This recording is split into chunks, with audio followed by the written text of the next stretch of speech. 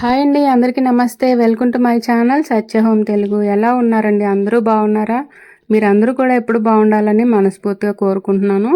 ఇక మీరు చూస్తున్న ఈ వీడియో వచ్చేసి వెంకటేశ్వర స్వామి బ్రహ్మోత్సవాలండి.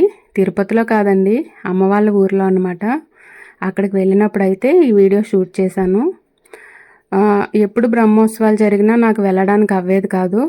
ఒక పని మీద అలా వెళ్ళాను. ఈ లోపల బ్రహ్మోత్సవాలు కూడా జరుగుతున్నాయి కాబట్టి 2 రోజుల పాటు స్వామివారిని ఊరేగింపు, అలాగే గుడికి వెళ్ళి కూడా రాగలిగి ఇంటి దగ్గర కూడా చూడగలిగాను అనమాట. ప్రతిరోజు కూడా సాయంత్రం ఇలా ఉత్సవమూర్తిగా ఊరేగుతారండి స్వామివారు. అమ్మవాళ్ళ ఇల్లు రోడ్డు మీదకే ఉంటుంది కాబట్టి ఆ వీధిలో నుండే ఇలా వెళ్తూ ఉంటాయన్నమాట ప్రతి ఊరేగింపు కూడా. అంటే ఉత్సవ విగ్రహాల్ని ఊరేగిస్తూ ఉంటారు. ఇక ఈ వీడియో తీసి 10 డేస్ అయినా కానీ పెట్టడానికైతే నాకు ఎందుకో మొబైల్ సహకరించట్లేదండి, ఆఫ్ అయిపోతుంది అనమాట. చూడడానికి చూస్తూ వాయిస్ ఓవర్ ఇవ్వడానికి అవ్వట్లేదు. ఇప్పుడు కూడా ఎలా వస్తుందో తెలియదు, కానీ చాలా రోజులు అయిపోయింది కదా అని వీడియో అయితే పెట్టేస్తున్నాను వాయిస్ ఓవర్ ఇచ్చి. నేను వెళ్ళిన రోజు సాయంత్రం అన్నమాట స్వామివారు హనుమత్ వాహనంపై ఊరేగింపుగా వస్తున్నారనమాట. చూస్తున్నారు కదా, అంత దూరం నుంచి కూడా వీడియో అలా తీస్తుంటే పెద్ద తిరుపతిలో వెంకటేశ్వర స్వామి మాడవీధుల్లో ఊరేగుతూ ఉంటారంట కదండి. అంటే నేనైతే వెళ్ళలేదు పెద్ద తిరుపతి ఇప్పటి వరకు. అలాగే అనిపించింది అన్నమాట. మనం టీవీలో చూస్తూ ఉంటాం కదా తిరుపతి ఛానల్లోనే, అలాగే అనిపించింది. ఈ వీధులన్నీ కూడా స్వామివారికి మాడవీధులు అన్నమాట. అలా స్వామి ఊరేగింపుగా వస్తూ ఉంటే వెనకాల చాలామంది భక్తులు కూడా వస్తారండి. అలాగే గుడి దగ్గర కూడా పూజలు, కళ్యాణ మహోత్సవాలు, తెల్లవారుజామునే స్వామివారికి అభిషేకాలు ఇవన్నీ కూడా జరుగుతూ ఉంటాయి. తిరుపతి నుంచి పురోహితులు వచ్చి ఇక్కడ ఇవన్నీ జరిపిస్తూ ఉంటారండి. 5 రోజుల పాటు జరిగే బ్రహ్మోత్సవాలు అన్నమాట. ప్రతి సంవత్సరం కూడా అంగరంగ వైభవంగా జరిపిస్తూ ఉంటారు. ఇలాగే ఈ స్వామిని ఇక్కడ వెలిసినప్పటి నుంచి కూడా ఊరంతా కూడా చాలా బాగుందండి. సస్యశ్యామలంగా ఉందంటారు కదా, అలా ఉంటుందన్నమాట. ఇంకా ఈ పక్కనే ఆంజనేయ స్వామి గుడి కూడా ఉంటుంది. వెంకటేశ్వర స్వామి గుడి పక్కనే ఆంజనేయ స్వామి వారు ఉంటారు. అవి లాస్ట్లో చూద్దరు. కానీ ఇక ఇంటి దగ్గరికి వస్తున్న ఊరేగింపునైతే మీకు చూపిస్తున్నానండి. స్వామికి నివేదన ఇవ్వడానికి బియ్యం, పలహారం లేదా పండ్లు ఒకటి అలా పెట్టుకుంటారనమాట. ప్లేట్లో పెట్టుకుని పట్టుకుంటారు. అలాగే ప్రతి ఒక్కరూ కూడా స్వామికి హారతి ఇస్తారండి. బియ్యం, పళ్ళుతో పాటుగా హారతి కర్పూరం కూడా ప్లేట్లో పెట్టిస్తారనమాట. అక్కడ బ్రాహ్మణ్స్ ఉంటారండి, పైన ఉన్న బ్రాహ్మలు అంటే పురోహితులు ఆ బియ్యం, పళ్ళు తీసుకొని హారతి స్వామివారికి చూపించి మనకి ఇస్తారనమాట. ఇలా ప్రతి ఒక్కరూ చేస్తారు. కానీ ఈ అవకాశం రోడ్డు మీద ఉన్న వాళ్ళకే కదా అని ఉంటుంది. అలాగని అందరూ వదిలేరనమాట. లోపల ఎక్కడెక్కడో ఉన్న వాళ్ళందరూ కూడా ఇలా వీధిలోకి వచ్చి నుంచుంటారనమాట ఈ స్వామివారి వేడుక చూడడం కోసమని. అందుకనే అన్నానండి, మాడ వీధుల్లో స్వామి ఊరేగుతున్నట్టుగా ఎంత అందంగా ఉన్నారో చూడడానికని. చూస్తున్నారు కదా, ఆయన వెంకటేశ్వర స్వామి అలంకార ప్రియుడండి. ఆయన అలంకారంతో మరింత శోభాయమానంగా ఆ పచ్చి పూల మధ్యలో ఎంతో అందంగా ఉన్నారండి. ఇది హనుమత్ వాహనం అన్నమాట. తర్వాత మరొక వాహనం కూడా నేను వీడియో తీశాను. అంటే సెకండ్ డే కూడా అక్కడే ఉన్నానన్నమాట చూడడం కోసమని.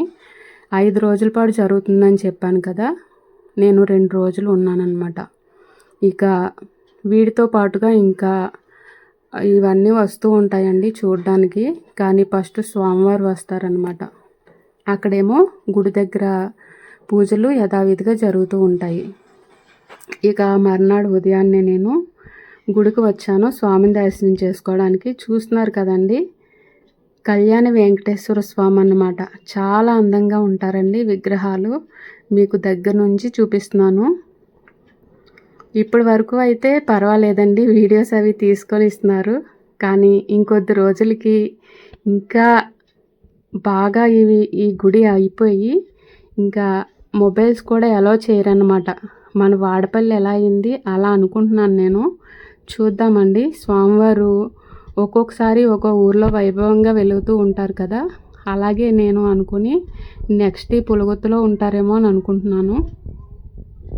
ఇక గుడికి వచ్చి స్వామిని కళ్ళారా దర్శించుకొని కొబ్బరికాయ కొట్టి ఇంకా ఎంతసేపు చూసినా ఈ అలంకార ప్రియుడైన వెంకటేశ్వర స్వామిని చూస్తూనే ఉండిపోవాలనిపిస్తుందండి. శివయ్యకైతే అభిషేకం, ఆయన అభిషేక ప్రియుడు. వెంకటేశ్వర స్వామికేమో అలంకారం అన్నమాట. ఇక అక్కడ మధ్యాహ్నం అయిపోయిందండి, ప్రసాదం కూడా పెడుతున్నారనమాట. అక్కడ దండం పెట్టుకొని ఆంజనేయ స్వామి గుడి పక్కనే అని చెప్పాను కదా, అక్కడికి వచ్చి పూజ చేసుకుంటున్నాను. అదే దండం పెట్టుకోవడానికి అక్కడికి వచ్చానమాట. ఉత్సవాలు జరుగుతున్న సమయం కాబట్టి మధ్యాహ్నం ఏంటి ఉదయం ఏంటి ఎప్పుడు కూడా పురోహితులు ఉంటారన్నమాట. ఉదయం నుంచి సాయంత్రం రాత్రి వరకు కూడా ఉంటారు. నార్మల్ డేస్లో అయితే ఉదయం ఒకసారి, మధ్యాహ్నం, సాయంత్రం ప్రసాదం నివేదన చేయడానికి, పూజ చేయడానికి వస్తూ ఉంటారనమాట. ఇంకా వెంకటేశ్వర స్వామి గుడిలో అయితే ప్రతి శనివారం కూడా చాలా వైభవంగా అభిషేకాలతో పాటు అన్నీ జరుగుతూ ఉంటాయండి. ఇంకా ఆంజనేయ స్వామిని చూస్తున్నారు కదా, ఇక్కడ పిల్లలు జ్వరాలు, గాలి ధూళి భయపడి జ్వరాలు అవి వస్తుంటాయి కదా, అలాంటి వాళ్ళకి ఇక్కడ తావీదులు కూడా ఇస్తారండి. తాయెత్తు అంటారు కదా ఆంజనేయ స్వామివి, అవన్నమాట. ఇక వెంకటేశ్వర స్వామి గుడి పక్క నుంచి ఇలా కిందకి దిగి వెళ్తుంటే విఘ్నేశ్వరుడు ఉంటాడనమాట. ఈ వెంకటేశ్వర స్వామి గుడి చూసారు కదండి, ఫోటోలు భలే బయటకు వస్తున్నట్టుగా ఆ వెంకటేశ్వర స్వామి ఫోటోలు బాగా పెట్టారు. ఇక ఇక్కడ నుంచి కిందకి దిగి వెళ్తున్నాం కదా, నా చిన్నప్పటి నుండి ఇంకా అంతకు ముందు ఎప్పటి నుంచి ఉందో తెలియదండి, ఇక్కడ ఉన్నదైతే ఫస్ట్ స్టార్టింగ్లో విఘ్నేశ్వర స్వామి గుడి ఉందన్నమాట. ఈ విఘ్నేశ్వర స్వామి కూడా బిక్కవోళ్ళలో ఉంటారు చూసారా, పెద్ద విగ్రహం అలాగే ఉండి చిన్న సైజులో ఉంటారనమాట. మరీ చిన్నది కాదండి, మీడియం సైజులో ఉంటారు ఇక్కడ విఘ్నేశ్వర స్వామి. ఈ గుడి అయితే మాత్రం నా చిన్నప్పటి నుంచి ఉంది, ఇంకా ఎప్పుడో వెలిసిందంటండి, స్వయంభూగా వెలిసిన విగ్రహం అంట. మేము వినాయక చవితికైనా ఏవైనా పూజలు పండుగల సమయంలో అయినా ఈ పక్కనే ఉన్న కాలువ స్నానం చేసి ఇక్కడ నీళ్ళు కొన్ని తీసుకెళ్ళి పూజలో వాడేవాళ్ళం. ఇందులో కూడా గోదావరి పాయ అనేది కలుస్తుందండి. మనం చూసిన వెంకటేశ్వర స్వామి ఆ పైన ఉన్నారనమాట.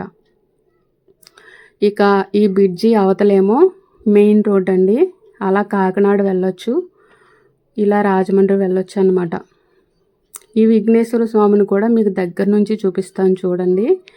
ఇక్కడ వినాయక చవితికి కూడా భోజనాలు అనేవి చవితి అంతా పూర్తయిన తర్వాత 9 రాత్రులు భోజనాలు చాలా అంగరంగ వైభవంగా పెడతారండి. మెయిన్ రోడ్డు కావడంతో ఎక్కడెక్కడి నుంచో వచ్చే వాళ్ళందరూ కూడా ఆగి తిని వెళ్తారనమాట. చూస్తున్నారు కదా, బిక్కవోళ్ళలో విఘ్నేశ్వరుడు కూడా ఇలాగే ఉంటారు, కాకపోతే కొంచెం చిన్న సైజు విఘ్నేశ్వరుడు ఇక్కడ వెలిసారనమాట. అప్పట్లో కన్నా ఇప్పుడు ఇంకా తీర్చిదిద్దారండి గుడి, చాలా బాగుందన్నమాట.